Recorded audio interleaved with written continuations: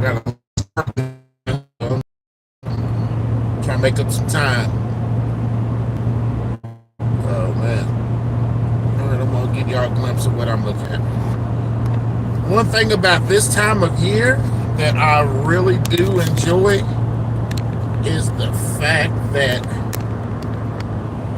we're getting ready to see some spectacular sunrises. I mean, if you look at that sky right now, that's beautiful.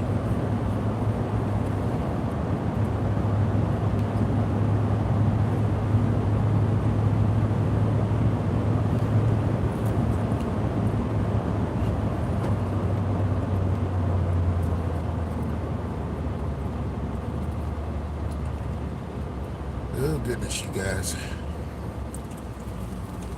All right, so while people are getting on the chat here, I just wanted to say a few things. I'll probably reiterate this when I do a episode of Wayland Enterprises Live. I want y'all to be looking for that. I'm probably going to do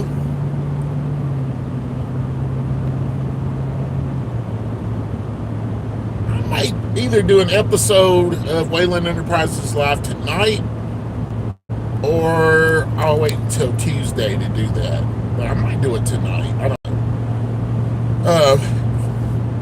I remember I told you guys in the couple lives ago that I was going to do one. I was going to call it accountability, and I just wanted to teach you guys or show you all the process and be transparent as far as how I do business and what I've learned from my interactions with people that I do business with. And don't you cross the street, squirrel. I'll point y'all in this direction real quick so y'all see that. That's beautiful. But I'll give you a sneak peek of what I'm going to talk about. Accountability, and a lot of you might think that I'm talking about holding other people accountable. The first person on that list is myself. Okay, I gotta hold myself accountable for the situations that have arose in the business.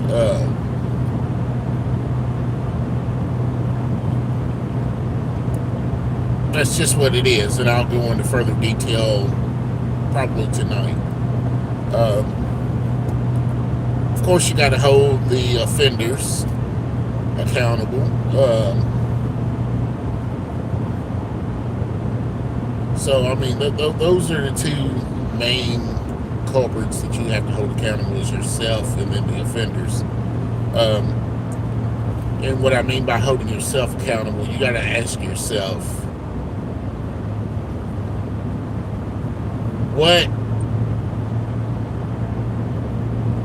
what is it about my process, whether it be personal or business, that has allowed people access to me to do me harm? They don't have to be physical harm. It could be mental harm, mentally them harming you, financial harm. You know, what about my process has allowed people access to me to do me harm? And I can tell you right now, in the business aspect as well as my personal, I can give you a great idea or a great example. All right, that's good enough. Y'all see it. I can give you a great example of some of the things that opens the door to allow people access to you, to let them in, to allow them in. Just open the door to give them that opportunity to screw you over, okay? And the first thing is your patience. Impatience can lead to Disaster. I was curious to say disaster. Oh gosh. I don't know what's going on with me. Anyway, impatience can lead to disaster, you guys. I'm just and I'm not trying to call myself trying to preach to you. I'm just telling you from my own personal experience in my personal life and my business life, impatience has not been good to me. Okay? So impatience is one of them. Number two,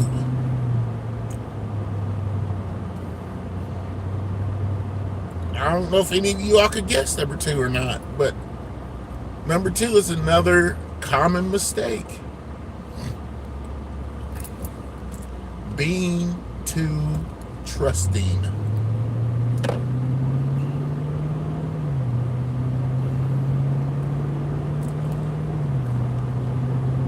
I am, which I think I'm getting better at it. A lot of times I think with my heart instead of with the sense that God has given me. I try to look for the good in everybody, but sometimes there's just no good to be found. And I've went as far as to settle on people's word.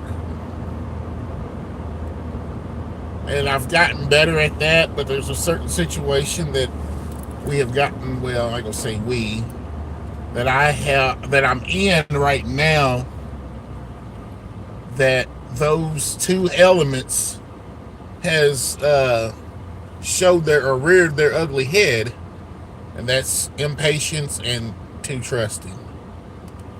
And like I said, I'll go into that tonight on Well Enterprises Live, tell you all a little bit about the business. I can't tell you all. As a matter of fact, now that I think about it, I might want to wait a while to air this episode. There's a few things that need to be done, need to be said, so I'll probably let that one go for a little bit. But just to let you all know that impatience and being too trusting can screw you over if you're not careful. And it's sad. The impatience part, I get. The impatience part, you have to be patient. If you rush something, you or someone else can get hurt. So, you have to be, you gotta be patient. You know what I mean? I mean, that is a given. But the too trusting, that shouldn't even be a word or a phrase. Shouldn't be a word or a phrase, you guys.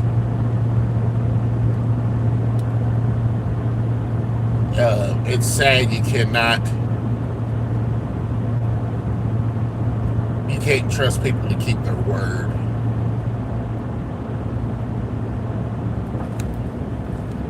I mean,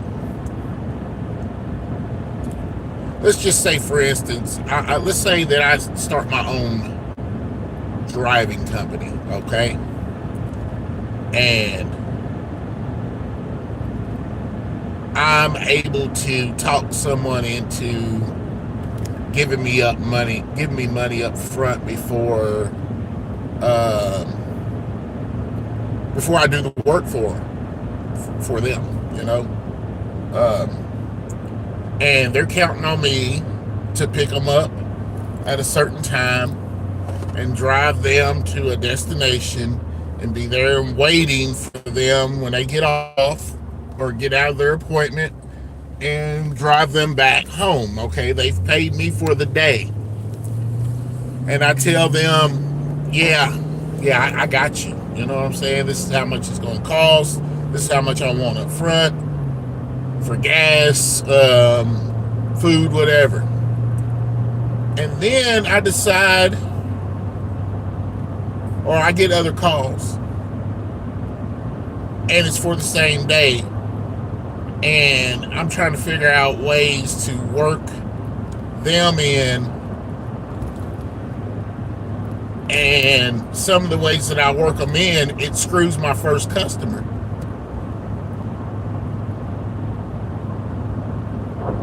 You know what I'm saying? It screws over my first customer. Now my first customer is late for their appointment. They're going to be there because now I got to drop them off, run and get this other person, take them to their appointment. And I show the next customer more attention. I give them more of my time than I'm willing to give the first person who's already paid.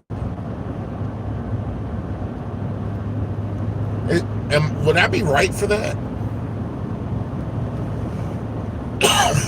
I don't think I would be. I think that's dirty. I think I finished the job that I promised that I was going to finish. And if I can't work in another job, then I just don't accept the job until I get the work done that I've already been paid for.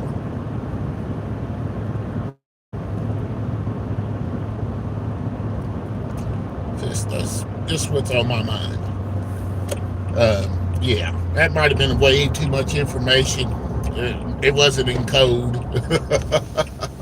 This is just an example of some of the things that I've had to deal with, where people feel like they're entitled to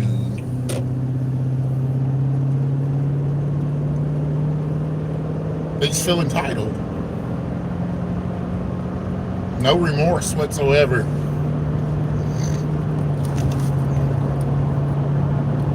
Now, who do I point the finger at? Who does the customer point the finger at? That customer's got to think. Number one, I should have structured everything in a way where I do not give you the opportunity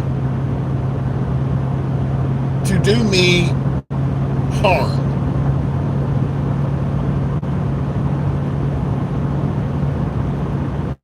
That's physically, mentally, financially.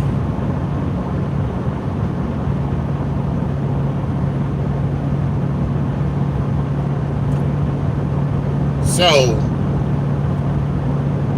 out of the ashes of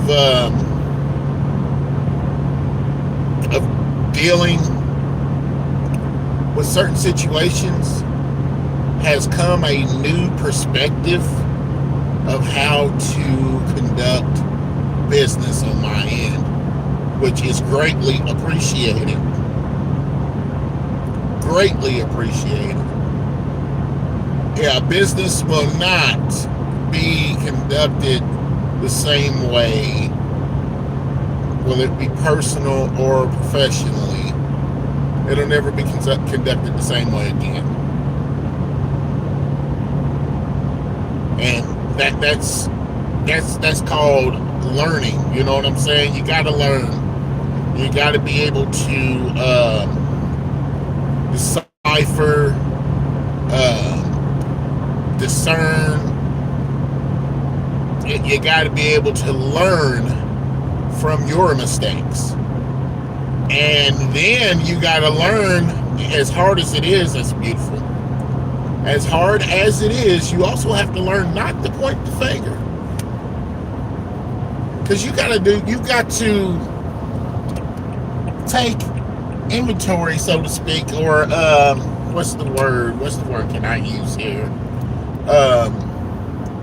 You've got to review the situation and see where you played your part. Because if you were to close some doors, the situation may not have happened. If you'd have tightened up your end, the situation may not have happened. Keep going. Okay? So, that's something you all have to think about, as well as myself. Thank you for tuning in. Stop pointing fingers at everyone else and start looking within. Make yourself better, because making excuses does not make you better. Okay? That's a crutch. You will not recognize the change that you have to make. And with that being said, I gotta go. Love you guys.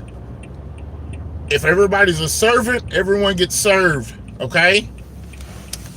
I love you guys, and I will talk to you guys later on.